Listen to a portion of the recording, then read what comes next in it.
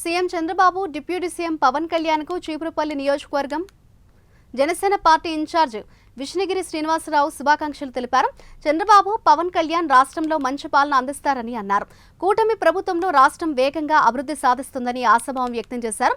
అసెంబ్లీలో అడుగు పెడుతున్న నాదెండ్ల మనోహర్, లోకం మాధవికి విష్ణుగిరి శ్రీనివాసరావు శుభాకాంక్షలు తెలిపారు. ఆనందం, ఉల్లాసం, ఉత్సాహం ఈ ఒక్కరోజే కనిపిస్తుంది. ఎందుకంటారు? ఈరోజు రాష్ట్ర ముఖ్యమంత్రిగా నారా చంద్రబాబు నాయుడు గారికి, అలాగే పవన్ కళ్యాణ్ గారికి ఉప ముఖ్యమంత్రిగా, అలాగే నా మోడీ గారికి కూడా నా హృదయపూర్వక నమస్కారాలు తెలుపుకుంటున్నాం. అలాగే ప్రజలందరూ కూడా ఎంతో ఆనందంగా ఉన్నారు ఈరోజు. ఎందుకంటే ఇది ప్రజా ప్రభుత్వం, రాజకీయ ప్రభుత్వం కాదని పవన్ కళ్యాణ్ గారు చెప్పారు.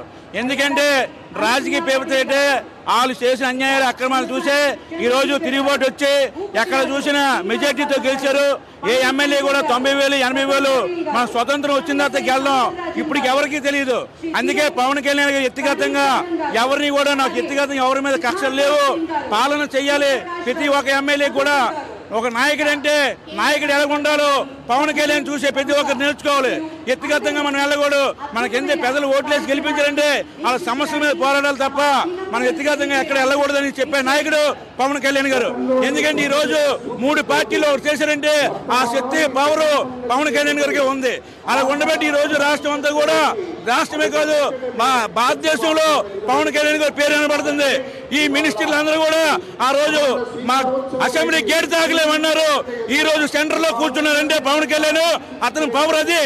ఎందుకంటే ఈ రోజు ప్రజలందరూ కూడా కోరుకున్న వ్యక్తిని, ఎందుకంటే స్వార్థం లేని వ్యక్తి, పదవులు అక్కర్లేదు, ప్రజల శ్రమ కోసం పార్టీ పెట్టిన వ్యక్తి పవన్ కళ్యాణ్ గారు.